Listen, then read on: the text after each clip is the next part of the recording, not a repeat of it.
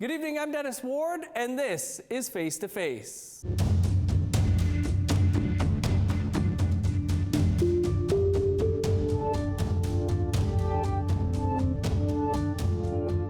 Our guest this week is award-winning multi-instrumentalist, singer-songwriter Sebastian Gaskin. The Toronto-based artist from Titasqueaq Cree Nation in northern Manitoba is fresh off winning a Juno Award for Contemporary Indigenous Artist of the Year for his song Brown Man. Gaskin also released his debut album, Love Child, in February. Sebastian, thanks so much for being with us this week, and a huge congrats. Thank you, sir. Thank you for having me. How does it feel, I guess, to now forever be known as a Juno Award winner? Man, you know, when I first started doing music professionally back in 2017, it was always sort of a part of the, it's important to set goals when you're building a career. And so this was one of my bigger goals. And so to finally be able to accomplish it after, oh man, I think I've been doing it for a little over 8 years now, so it just feels incredible, yeah. Nice. The Juno seemed a bit different this year. We saw, Indigenous artists take home awards in categories that are outside of the Indigenous ones. What were some of your takeaways, aside from being a big winner, takeaways from the Junos this year? I always thought it was just the one night, right, with the broadcast. I didn't know that it was split up into 2 nights, because the first night is the gala, which they give away like 80 to 90 different awards, and then the broadcast is like the main one where they have all the, the more quote-unquote famous people and that sort of stuff. They have the Michael Bublé's of the world. It was a really great first experience. I felt really, really well taken care of by all the Juno staff, and just to finally get that win with the team was, insane. Yeah, my first and only Juno experience was in Saskatoon, and the COVID pandemic hit, and everybody went home. Oh my We gosh. just stayed there. Yeah. What do you think this win means for Titasqueaq Cree Nation? Well, there's never been a community member who's sort of done it on the world stage such as this, and so there's just been such an incredible outpouring of support from everybody back home, Like last summer, I was invited back, and they put up this billboard of me outside of the community, and they presented me with this star blanket, and so the outpouring of support has just been amazing. The last time we spoke with you, your face was on a huge billboard in downtown Toronto as you had linked up with Spotify there to take over the Indigenous playlist. But as you mentioned, that same month, a sign was going up in your home nation, and you've said that had more meaning to you. Can you talk a bit about that? Yeah, being to be lifted up by the community that raised you is kind of what we all want, right? So to be able to go back home and to be praised, or to be celebrated, and so especially as a musician, there's such a huge part of our ego that is a part of the industry. So to be supported like that, it just feels really good. Were you nervous to head back home for that? Well, I hadn't been home in 6 years or so, and so that was my first time going back, and because really the only time I'd go back home was to visit my grandparents, and they've since passed on. So I suppose a little bit, because you're not sure who you're going to run into, like old snags and all that. In addition to all of this, of course, you also had a #1 hit in the past couple of months. You won the Vince Fontaine Indigenous Song Award. Yeah. How would you describe the last 6 months, 1 year for yourself? Man, well, I've done a lot of shows. I think I did like 72 shows last year. Excited to do more this year, and to be recognized by the Canadian music industry after sort of doing it for so long. It's elating. It's very exciting, and but it's at the same time it's not everything. Like the reason I got into making music was to help heal myself. I got into it when I was maybe 12, 13 years old, right when I was sort of discovering like things like depression and anxiety and that sort of stuff. And so I figured out that if I write down my feelings on a piece of paper or my phone or whatever, then I didn't feel quite as bad the next day, right? And so I carried that into my 20s, and obviously now I've been lucky enough to make a career out of it, and so I'm happy that my music is out in the world and helping other people heal, in different ways. 70-some shows, that's a pretty crazy, hectic schedule. Yeah. We're going to get a performance from you here later in the show, but I guess, how do you feel about going out on the road? Is that live performance one of your, something that you love? Yeah, I love traveling. I've been lucky enough to see a lot of the world. Been able to tour through Europe, and I was just in Germany in September last year, and so I just love seeing new places and meeting new people. Any favorite spots so far? Vancouver Island was pretty beautiful. I did an acoustic tour out there last spring. Got upcoming shows as well? Yeah. Actually, I don't know if I can announce that one, but I'm coming back to Winnipeg for a show. I'll say that this summer. I'm looking forward to that. You had a lot of success, of course, with the release of your first full-length album, and we'll talk about that. But what do you hope these successes mean for not only the youth of your nation, maybe, but others in northern remote communities? I'm hoping that it can, inspire even just one young person to say, hey, I don't have to, stay in my community in order to build something, right? I can look outside, and the world is bigger than just the community that you were born in. So often in small communities such as my own, there's very little opportunities for young people, and there's very little opportunities for growth. So to be able to look outside your community and then be able to bring it back is something that I've hoped to do, and I hope that I can inspire other young people to do as well. I also come from a small community where we have some billboards, Kendra K, or else you're a hockey player and you get a billboard. Exactly, yeah. What did you hear much from youth while you were back home there?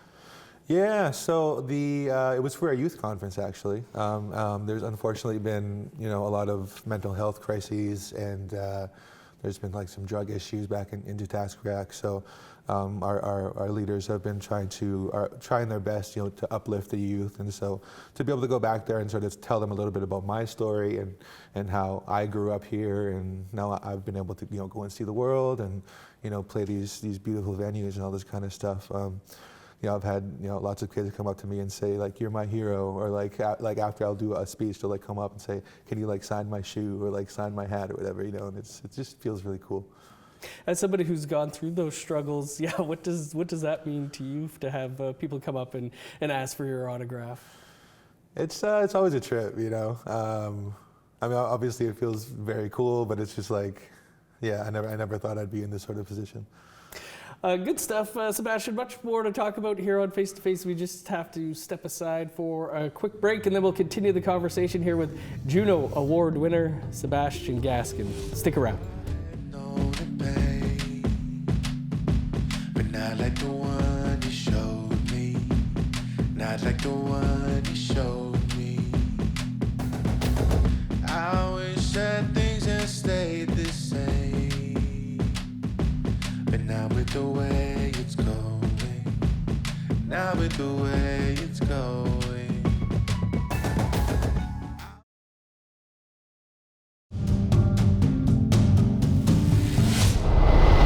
My baby, she a dancer.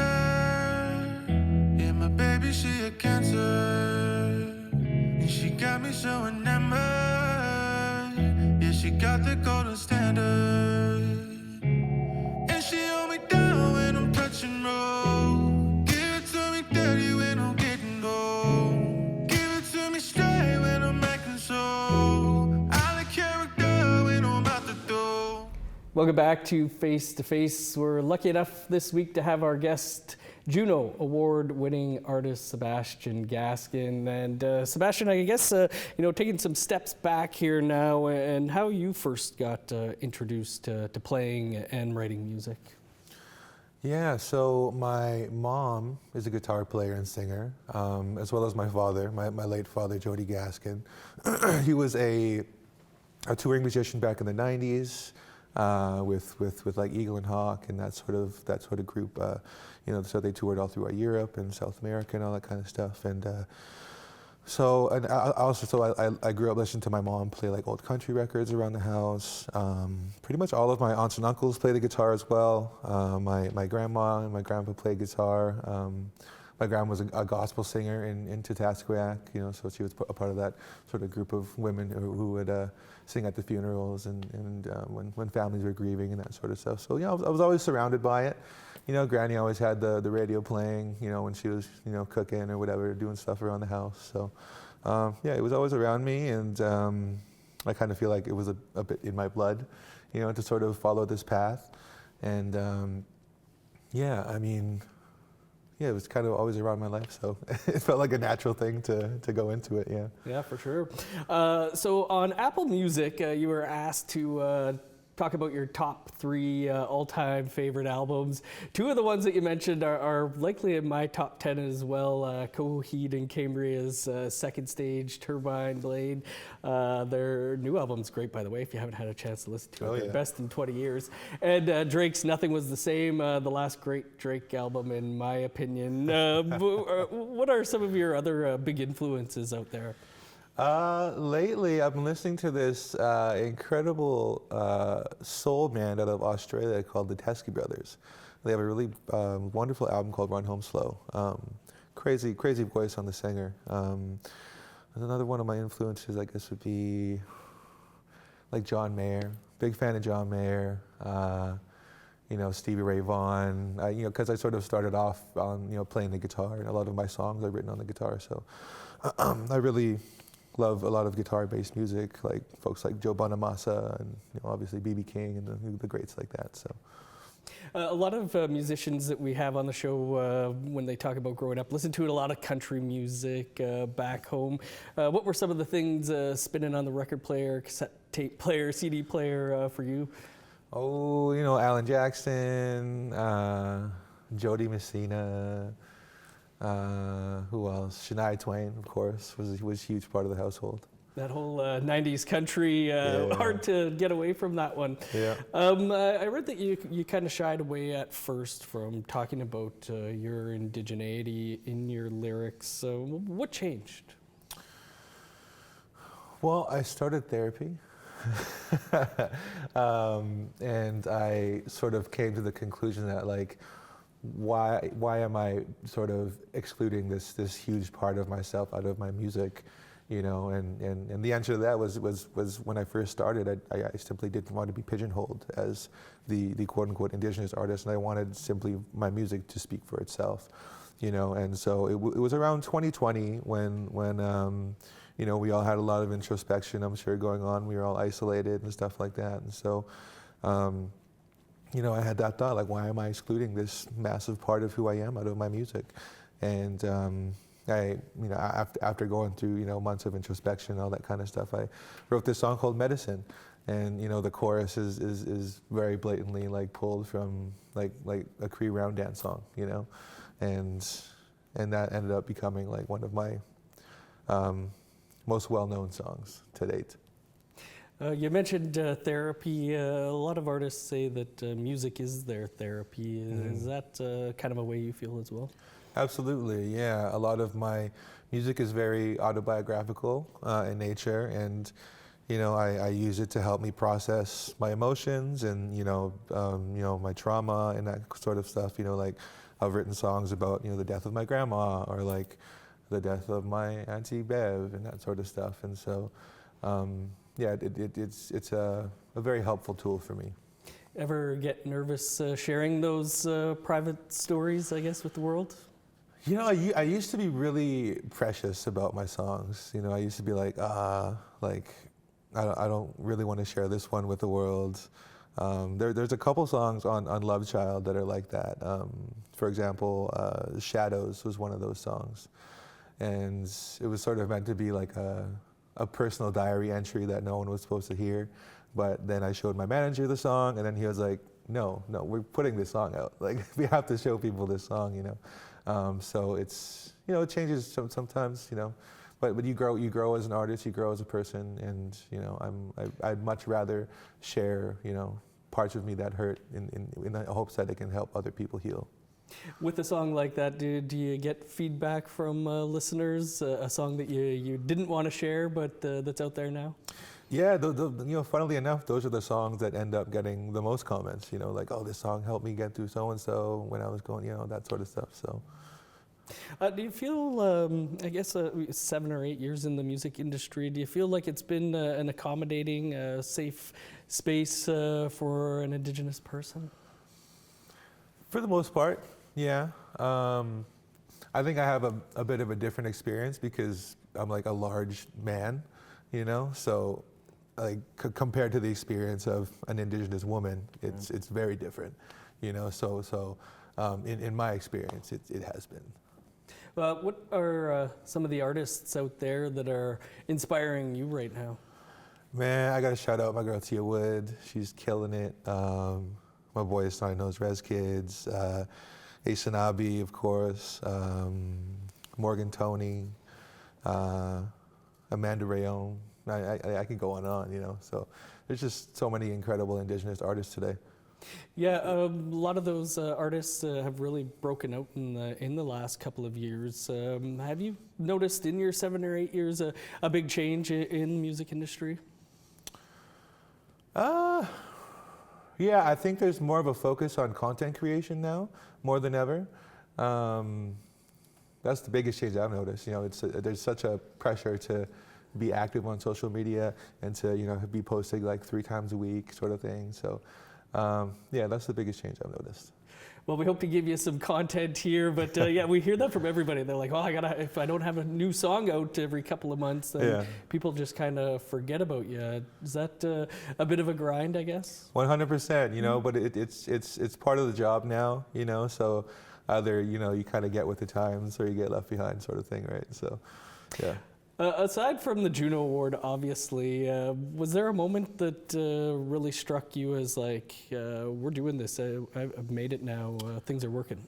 Yeah, it was pretty early on. So I played Winnipeg Jazz Fest, I think it was in 2019, and I had the chance to open up directly for Common at the Centennial Concert Hall. And that was the biggest show I'd ever played so far. I think that show was pretty near sold out, and I got to meet Common backstage, and found out we're both Pisces, and we like connected over that, and so that was a huge moment for me. And I was like, okay, this is the path that I'm meant to be on. Yeah, that's pretty awesome. That was 2 years before I moved back to Winnipeg, so I don't remember Common ever being in Winnipeg. Would have loved to have seen that show. Any other shows or people that you've met over the years that really stand out for you? Yeah, I got to shout out Leela Gilday. She was the first artist to ever give me my first tour. She hired me as her guitarist. This was in like 2018. And I was just this green guitarist, artist, still so new to the industry. And she took a chance on me, hired me as her guitarist, and she flew me out to Europe. And we got to tour Europe for like a month and got to see all these different little towns and like little venues and stuff, and yeah, so that's that was a big moment for me too. Obviously, like we said, a big year for you here. Still got some things that you're hoping to accomplish though? Yeah, I'd like to put out another album. Like I know I just put one out, but like I feel like I'm already working on the next one, I'm just excited. Like I have so much music that's just sitting on my hard drive, so I'd love to just start putting out more music. I'd love to play like Coachella one day, or like Osheaga, some of those bigger festivals. Yeah, for sure. I'd love to watch you on the Coachella live feed for sure. What advice do you have for any little Sebastians out there hoping to make it in the music business or win a Juno one day? Don't pay too much attention to the opinions of others. Find what you really like and stick with it for as long as you can. That is some pretty good advice there for sure. Sebastian, we're going to step aside for one last quick break, and then we're going to be blessed with a studio performance here from Juno Award-winning artist, Tataskwiak Cree Nation's own Sebastian Gaskin. You'll want to stick around for that. We're back in 2.5 minutes.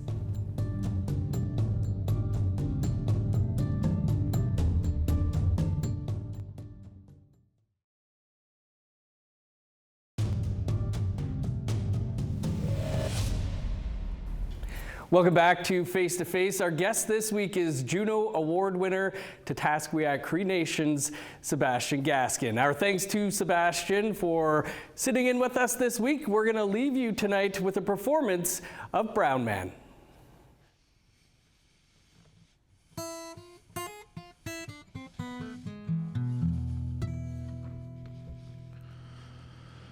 I am a brown man, my skin ain't white. They could pull me from the wreckage and still shoot me in the light. I'm not an animal, I'm not a savage. I'm just a human being who needs to heal from the heartache and the sadness. I'm a brown man. Oh, I am a brown man. Oh, turn off the TV, I don't wanna see it. They play it on repeat, it's just like the ending of a season. The castle is burning, the people are angry, the world is coming to an end, but still I see everybody laughing. I am a brown man. Oh, I am a brown man.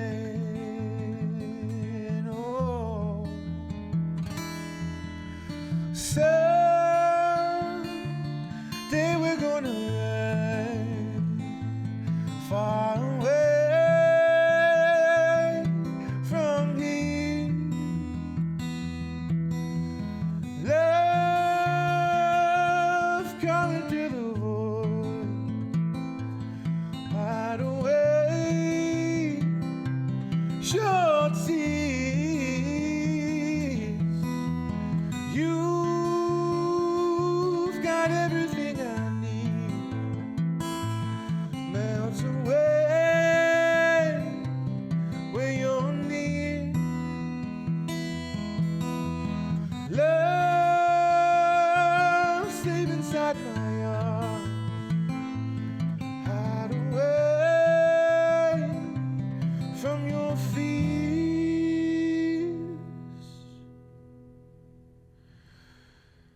I am a red man, my skin ain't white. They could pull me from the wreckage and still shoot me in the light. I'm not an animal, I'm not a savage. I'm just a human being who needs to heal from the heartache and the sadness. I am a red man.